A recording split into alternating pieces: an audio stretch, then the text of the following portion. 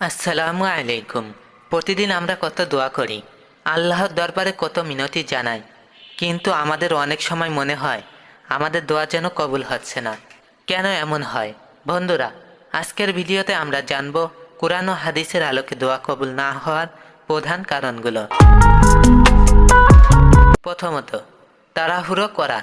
রাসূলুল্লাহ সাল্লাল্লাহু আলাইহি ওয়াসাল্লাম বলেছেন, তোমাদের কারো দোয়া ততক্ষণ পর্যন্ত কবুল হয় যতক্ষণ না সে তাড়াহুড়ো করে বলে, আমি দোয়া করেছি কিন্তু তা কবুল হচ্ছে না। সহিহ মুসলিম। আল্লাহ তাআলা সব জানেন ও দেখেন।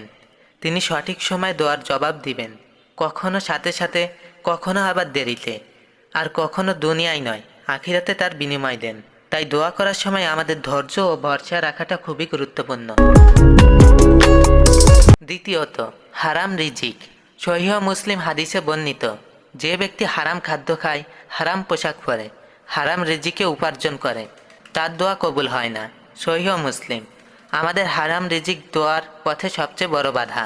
তাই দোয়ার আগে নিজেদের রিজিক, খাদ্য ও জীবনের উৎস যেন হালাল ও পরিশুদ্ধ হয়, সেটাই সবচেয়ে বেশি জরুরি। তৃতীয়ত, ঈমানের অভাব। আল্লাহ তাআলা বলেন, আমি আমার বান্দার দোয়া কবুল করি যখন সে আমাকে ডাকে। সূরা বাকারা আয়াত নং 186। কিন্তু মুশরিক বা কাফেররা যখন দোয়া করে, সে আল্লাহর প্রতি সত্য বিশ্বাস রাখে না, তাই তার দোয়া কবুলও হয় না। অতএব দোয়া কবুলের শর্ত হলো খাঁটি ঈমান ও একনিষ্ঠ বিশ্বাস। চতুর্থত, বিশ্বাস ও আস্থার অভাব। আল্লাহ তাআলা কোরআনে বলেছেন, আমাকে তোমরা ডাকো, আমি তোমাদের ডাকে সাড়া দেব। সূরা গাফির। কিন্তু মনে যদি সন্দেহ থাকে আল্লাহ কি শুনছেন, তিনি দোয়া কবুল করবেন তো, তাহলে সেই দোয়ার শক্তি হারিয়ে যায়। তাই দোয়া করতে হবে আল্লাহর প্রতি পূর্ণ বিশ্বাস রেখে, যেন আল্লাহ এখনই শুনছেন এবং তিনি সব ঠিক করে দেবেন। পঞ্চমত, গুনাহে লিপ্ত থাকা। হাদিসে এসেছে, গুনাহে লিপ্ত জীবন দোয়া করলে বাধা সৃষ্টি করে। সহিহ মুসলিম। যখন একজন মানুষ বারবার গুনাহ করে, তখন তার হৃদয় হয়ে যায় কালো, আল্লাহর রহমত থেকে সে দূরে সরে যায়। তাই দোয়া কবুল করতে চাইলে তওবা করতে হবে, গুনাহ থেকে ফিরে আসতে হবে। ষষ্ঠত, অন্যায় বা পাপের জন্য দোয়া। কোরআনে আল্লাহ তাআলা বলেন, মানুষ কখনো কখনো নিজের ক্ষতির জন্যও দোয়া করে। সূরা আল আরাফ।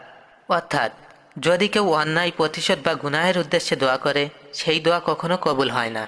দোয়া করতে হবে পবিত্র উদ্দেশ্যে, নিজের, পরিবারের ও অন্যের কল্যাণের জন্য। প্রিয় ভাই ও বোনেরা, দোয়া হলো মুমিনের সবচেয়ে বড় অস্ত্র। আল্লাহ কখনোই তার বান্দার দোয়া অগ্রাহ্য করেন না।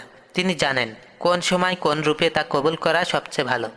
তাই ধৈর্য ধরুন, ঈমান মজবুত রাখুন, হারাম থেকে দূরে থাকুন, আর আল্লাহর উপর পূর্ণ ভরসা রাখুন। ইনশাআল্লাহ আপনার দোয়াও একদিন কবুল হবে। ভিডিওটি ভালো লাগলে লাইক, কমেন্টে আমিন লিখুন আর ইসলাম প্রচারের উদ্দেশ্যে শেয়ার করুন। ধন্যবাদ।